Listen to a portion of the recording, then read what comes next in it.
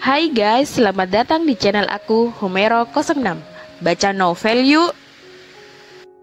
Dukung channel ini ya dengan cara klik subscribe dan jangan lupa like, komen, dan share sebanyak-banyaknya ke teman kalian ya. Selamat membaca dan mendengarkan. Cinta Naura bab 28. Sesampainya di sana, Vito langsung memarkirkan mobilnya dan kemudian menuju atas gedung bersama Naura.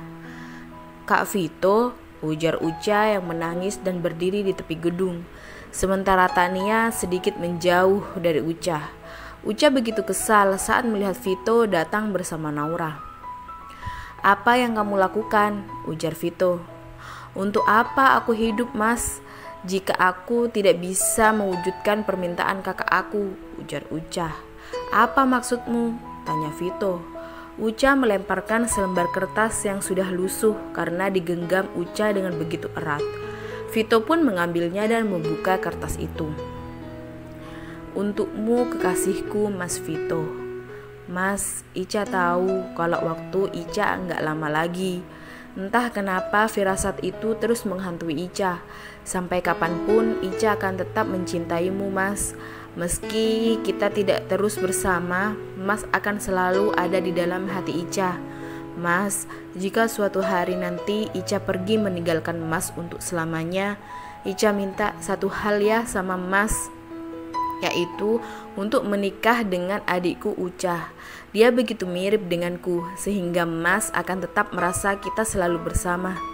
Aku akan bahagia jika melihat Mas Vito dan Uca bersama. Dari wanita yang selalu ada di dalam hatimu, Ica." Vito masih tidak percaya dengan apa yang dibacanya. Ia melihat tulisan tangan itu adalah tulisan Ica. Vito nampak diam, tak bisa berkata apa-apa. Ia terus memandangi surat yang dipegangnya. Naura melihat suaminya yang kini penuh kebimbangan. Vito terlihat meneteskan air mata di pelupuk matanya. Naura pun mengundurkan diri secara perlahan dan meninggalkan Vito di sana. Hatinya hancur saat ia melihat Vito yang tidak bisa mengambil keputusan. Saat itu Naura pulang naik taksi sendirian sembari menangis. Sementara Vito, Tania dan Uca turun ke bawah dan membahas kelanjutan dari permintaan Ica yang terakhir sebelum ia meninggal. Vito hanya diam dan tidak bisa berpikir jernih malam itu. Ia terus melamun memikirkan permintaan Ica, istri pertamanya dulu, dan Naura yang kini sudah menjadi istri sahnya. Setelah berbincang cukup lama, Vito pun pulang ke rumahnya. Naura baru sampai di rumah, ia pun berlari ke kamar Vito dan membereskan pakaiannya dan semua yang ia siapkan untuk Vito malam ini. Kemudian Naura membuang bunga-bunga dan juga lilin itu ke tong sampah. Naura memindahkan pakaiannya dari kamar Vito ke kamar sebelah dan mengunci pintunya. Begitu sakit dan hancur Naura malam itu. Vito pulang bersama Uca dan Tania. Mereka menginap di rumah Vito malam itu. Saat Vito masuk ke dalam kamarnya, ia melihat kamar tidurnya sudah seperti sedia kala. Tidak ada lagi lilin dan bunga-bunga di kamarnya. Vito tidak mendapati pakaian Naura di lemarinya. Ia pun menuju kamar Naura dan akan membukanya. Ternyata dikunci. "Dia pasti begitu kecewa kepadaku," gumam Vito. Vito kembali ke kamarnya dan beristirahat.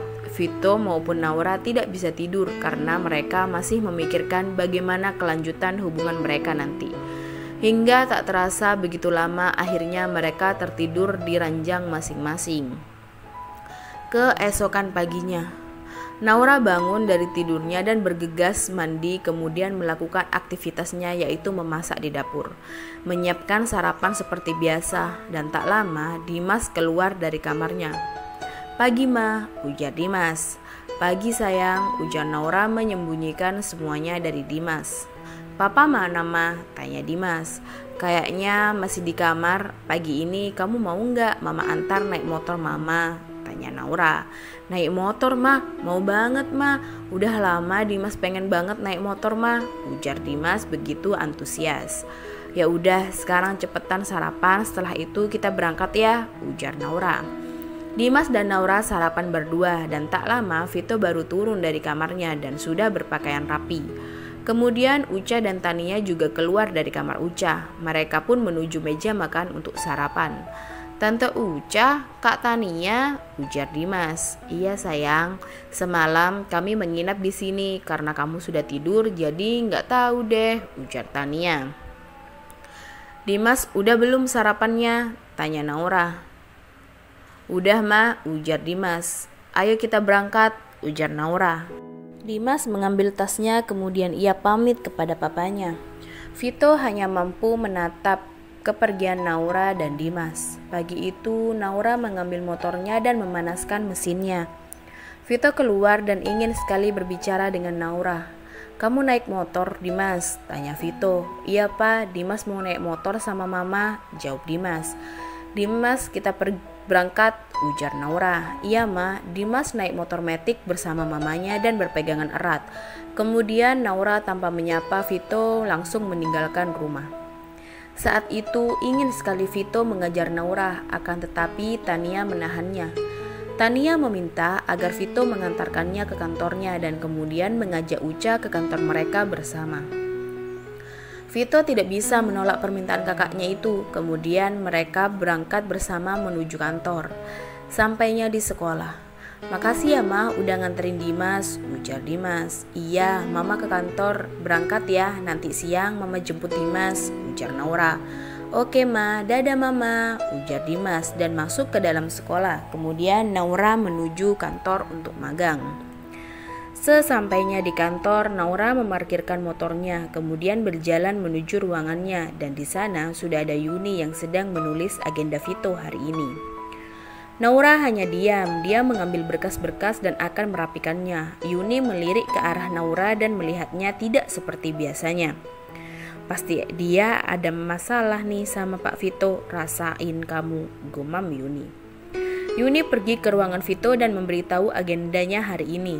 Terlihat Vito yang tidak fokus dengan pekerjaannya dan ia lebih banyak diam dan melamun.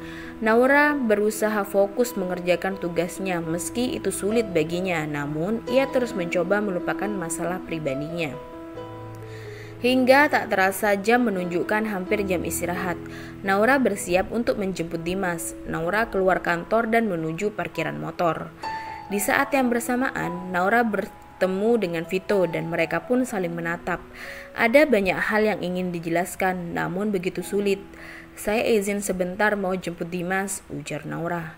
"Naura, Mas mau ngomong sebentar," ujar Vito. "Ada apa?" tanya Naura. "Soal surat itu, Mas," ujar Vito. "Naura tahu berat untuk Mas memilih. Naura cukup tahu diri kok Mas," ujar Naura yang sudah tidak tahan menahan air matanya yang ingin jatuh.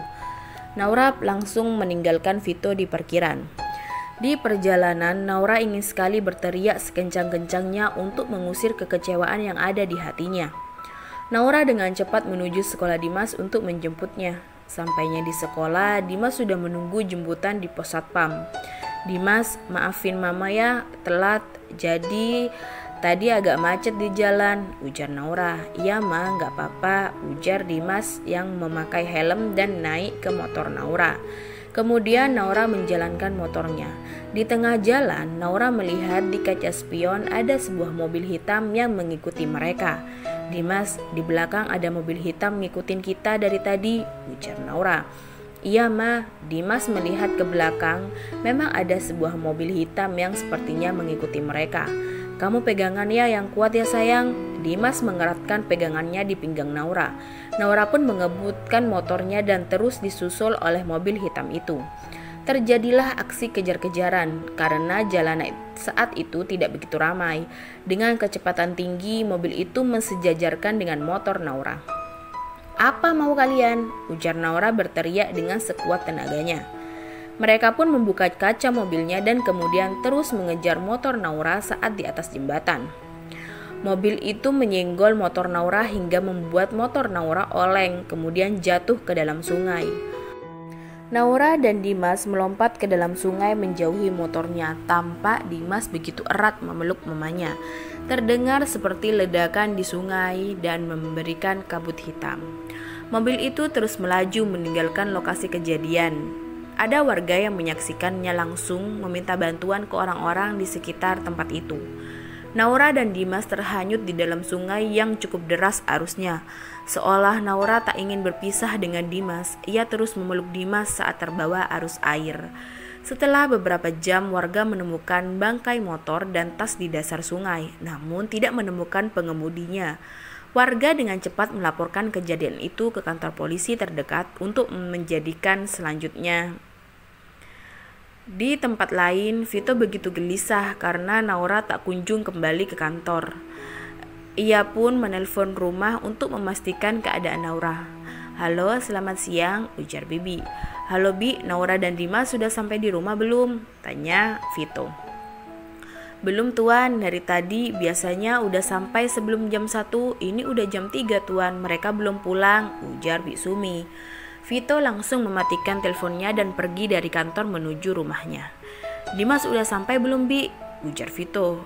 "Sebenarnya kemana sih Naura bawa Dimas pergi?" gumam Vito mengomel sendiri. Vito mengerahkan anak buahnya untuk mencari Dimas dan Naura. Tanpa ada tamu yang berkunjung ke rumah Vito. Tok tok tok. Vito membuka pintu rumahnya dan melihat 2 orang polisi yang datang.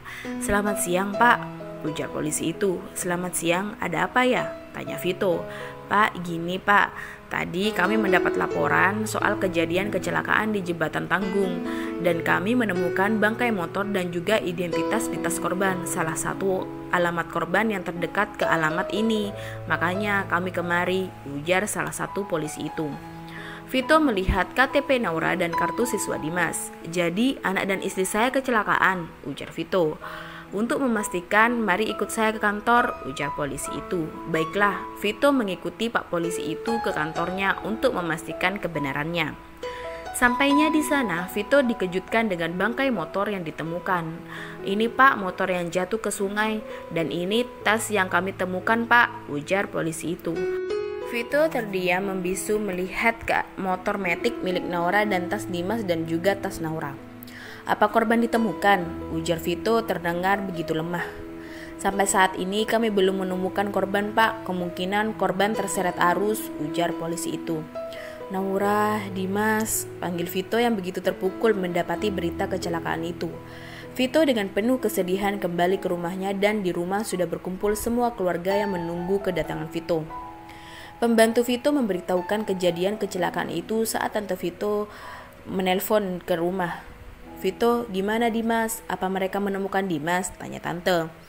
Vito tak mampu menjawabnya dan langsung memeluk tantenya, kemudian ia menangis. "Vito, kamu kenapa?" tanya tantenya lagi. "Dimas dan Naura belum ketemu ujar Vito. Semua keluarga menangis mendengar berita itu, namun tidak untuk Uca yang begitu senang mendengar berita itu. "Itu hukuman untuk orang yang menghalangiku untuk mendapatkan Mas Vito," gumam Uca. Semua keluarga masih harap-harap cemas menunggu informasi dari tim kepolisian. Pencarian akan diteruskan hingga beberapa hari ke depan setelah kecelakaan itu. Bersambung.